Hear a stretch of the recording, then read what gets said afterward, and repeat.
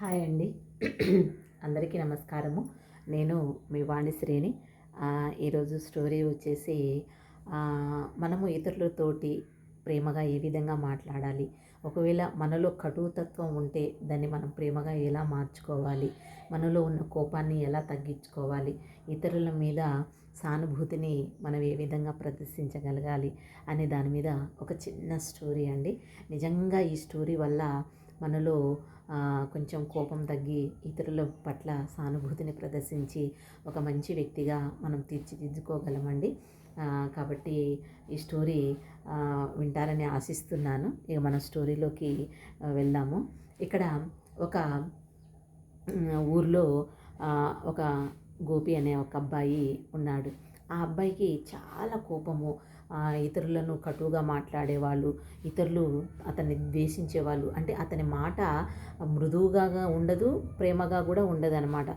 కొట్టినట్టేగా మాట్లాడతాడు. సో అందరూ కూడా అతన్ని ద్వేషిస్తూ ఉంటారనమాట. కోపం ఎక్కువ, గోపికి కోపం ఎక్కువ, మొరటోడు గిరటోడు అని ఏదేదో అని అందరూ ప్రతి ఒక్కరు కూడా గోపిని ద్వేషించేవాళ్ళు.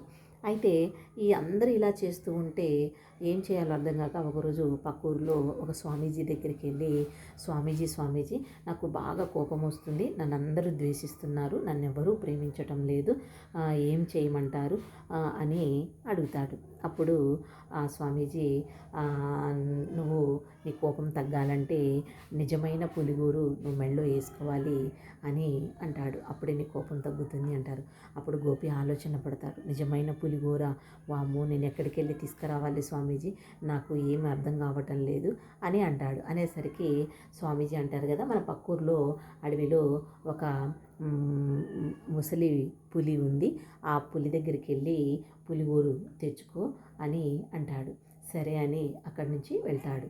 తెల్లారి మరుసటి రోజు పొద్దున్నే ఉదయాన్నే అడవికి బయలుదేరుతాడు. బయలుదేరే క్రమంలో ఒంటరిగా వెళ్ళడం వల్ల అడవిలో చాలా భయంగా వెళుతూ ఉంటాడు. అయితే వెళ్ళేసరికి అక్కడ ఒక ముసలి పులి పాపం తనకి కళ్ళు కనపడక సరిగ్గా, తనకి చేతగాక లేవలేక అలా పడి ఉంటుంది. అక్కడికి వెళ్ళిన ఈ గోపి, నాకు నీ పులిగోరు కావాలి, నాకు ఇస్తావా అని అడుగుతాడు. అడిగేసరికి ఆ పులి అంటుంది, నాకు వయసు అయిపోయింది, నేను ఆహారాన్ని ఎత్తుకోలేకపోతున్నాను, కాబట్టి రోజు నాకు ఆహారం తెచ్చిస్తే నీకు నా పులిగోరు ఇస్తాను అని పులి చెప్తుంది. సరే అని గోపి రోజు ఆ పులికి కొంచెం మాంసము, చేపలు, పండ్లు అడవిలో దొరికేటివి అన్నీ కూడా తీసుకొచ్చి పెడుతున్నారు. పాపం దానికి వయసు అయిపోవడం వల్ల, కళ్ళు సరిగ్గా కనపడకపోవడం వల్ల, ఓపిక లేక పాపం రోజు గోపి తీసుకొచ్చేది తిని హాయిగా జీవించేది. ఆ గోపి కూడా రోజు పాపం దీనికి ఇంత వయసులో కూడా కళ్ళు కనపడకుండా పాపం ఆహారం ఎత్తుకోలేకపోతుందని రోజు తీసుకొచ్చడం, రోజు దాన్ని చూడడం వల్ల దానికి ఏమైందంటే ఆ గోపికి కూడా ఆ పులి మీద ప్రేమ అనేది పుడుతుంది. అంటే ఒక సానుభూతి లాంటిది క్రియేట్ అవుతుంది అనమాట. అంటే రోజు తీసుకొచ్చి పెట్టడము, పాపం దాని దీన పరిస్థితిని చూసి జాలి పడడము, ఇవన్నీ మనసులో కలిగినాయి అనమాట.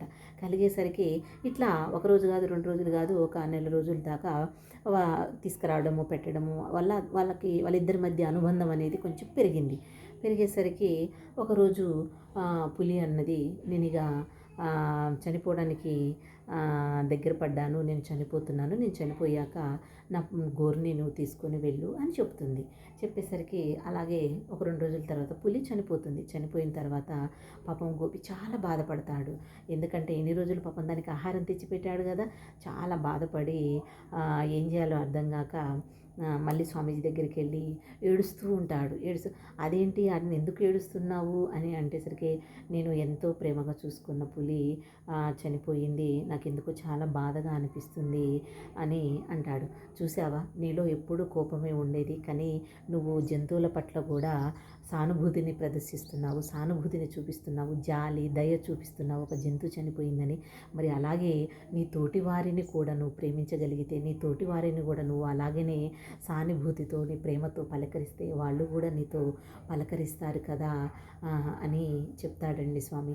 అంటే ఈ కథలో మనం తెలుసుకోవాల్సిందంటే, మనం ఎంత మనలో కోపం ఉన్నా, ఎంత కటుత్వం ఉన్నా కూడా మనము ఇతరులతోటి ప్రేమగా మాట్లాడితే, మృదువుగా సానుభూతి బుద్ధితోటి జాలి దయ చూపితే వాళ్ళు కూడా మనని ప్రేమిస్తారు, మనని ఒక మంచి వ్యక్తిలాగా గౌరవిస్తారండి. కాబట్టి మనం ఇతరులతో నడుచుకునే ముందు కొంచెం మర్యాదగా ప్రేమపూర్వకంగా గౌరవంగా నడుచుకుంటే మనకు కూడా వాళ్ళు తిరిగి అదే ప్రేమని, అదే గౌరవాన్ని, అదే విలువని ఇస్తారండి. కాబట్టి మనము ఇతరుల పట్ల కటువుగా ఉండకుండా, కోపం ప్రదర్శించకుండా, మనలో ఉన్న కోపాన్ని తగ్గించుకొని ఇతరులతోని మనం ప్రేమగా నడుచుకోవాలని మనస్ఫూర్తిగా కోరుకుంటున్నాను.